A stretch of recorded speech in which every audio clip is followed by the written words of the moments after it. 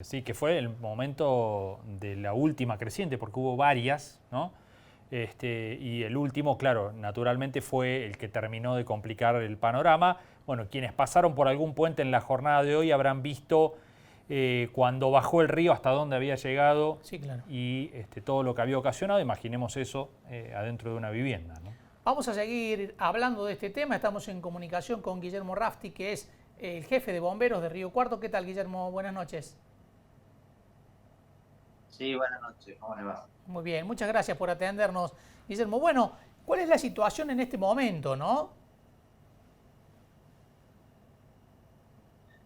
Bueno, en este momento ya ha bajado el tema del cauce del río, ha bajado bastante. Ya hoy a la tarde, cuando estuvimos monitoreando aproximadamente a las 15 horas, había bajado bastante de lo que había pasado anoche, pero estamos todavía en alerta, está todo el sistema del COE, está en alerta por una eventual caída de agua en las sierras, en la cuenca de este río.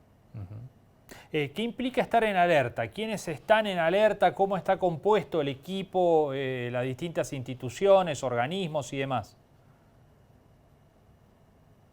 Bueno, esto ya de cómo se trabaja el COEN, el Centro de Operaciones de Emergencia Municipales, que está a la cabeza del intendente municipal, que incluso el intendente municipal anoche estuvimos reunidos hasta alta hora de la noche en la municipalidad, viendo las acciones y las medidas que se iban tomando en ese momento. Eh, el COEN lo integran, bueno, todas las áreas municipales para solucionar los distintos tipos que puedan surgir en este inconveniente. Mm. También están las empresas de energía eléctrica, las telefónicas, están los servicios de seguridad como policía, bomberos. eh, bueno, entonces todas esas áreas de lo que pueda llegar a surgir están en el COEN, así se soluciona inmediatamente. Claro.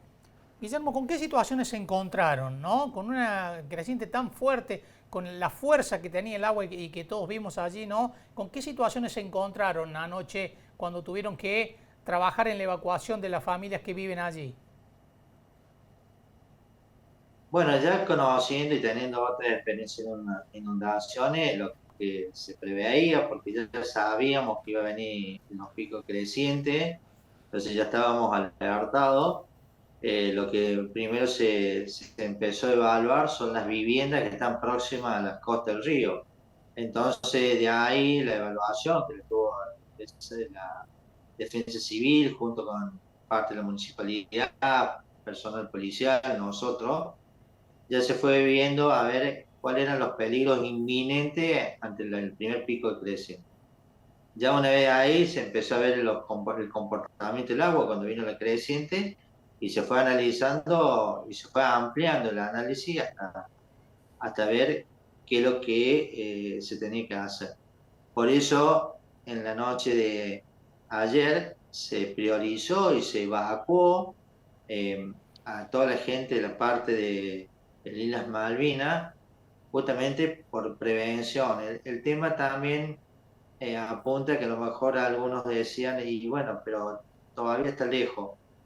Como venía la fuerza del agua, el comportamiento que teníamos, no sabíamos, y ante hacer una evacuación de suma urgencia a las 3 de la mañana, era conveniente hacer una evacuación preventiva, Mm. que bueno, se dio así, eh, que el municipio puso a disposición todos los centros de evacuación que podía en ese momento, y a medida que si se evacuaba más gente, se iba ampliando esos centros de evacuación, e incluso hubo unidades móviles livianas y móviles más grandes para trasladar a la gente.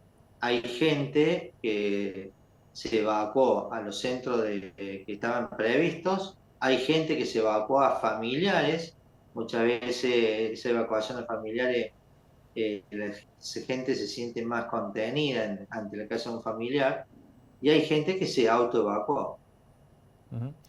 Guillermo, muchos creen que fue la más importante de los últimos años. ¿Es correcto esto?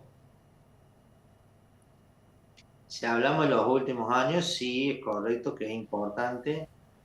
Lo atípico que tenía esta es que teníamos pico tras pico de crecientes. Normalmente hemos tenido crecientes donde viene un solo pico, cuando mucho dos picos puede haber venido, que se juntan dos cuencas, Mm, pero muchos picos de creciente como hemos tenido en esta, era muy, muy llamativo. ujú. Pero tenemos crecientes históricas acá en Río Cuarto. El Claro. Río Cuarto tiene eso que cuando vienen crecientes importantes suelen hacer muchos daños. Ujú. Guillermo, muchísimas gracias por darnos este panorama de lo que ocurrió en la ciudad. No, por favor, gracias a ustedes y a disposición. Un gusto. Guillermo Rafti, el jefe de bomberos, bueno, una situación compleja que se decidió actuar más que nada preventivamente, ¿no? Claro. Para evitar que después tuvieran que llevar adelante evacuaciones de urgencia cuando ya la situación estaba encima, ¿no? Cuando ya la creciente estaba encima. La tipicidad de esta creciente fue un pico detrás del otro, ¿no? Si bien decía Rafti que hubo crecientes mucho más graves en Río Cuarto, con consecuencias mayores, bueno, esta tuvo esa situación atípica. Así es. Bueno, recordamos que el primer pico llegó a última hora del martes, Así es. ¿sí? El primero que ensanchó el río, digamos. Y después, bueno, los otros empezaron a venir casi 24 horas después. Empezaron a sucederse uno tras otro. Bueno, lo más complicado estuvo cerca de la medianoche de anoche, en donde, bueno, se actuó de esta manera coordinada entre las distintas áreas y, bueno, retirando a la gente de manera preventiva antes de tener que hacerlo de urgencia y en horas además complicadas como la madrugada, ¿no? Que era donde se estaba dando justamente esta situación. Así es. Vamos a una breve pausa, ya volvemos.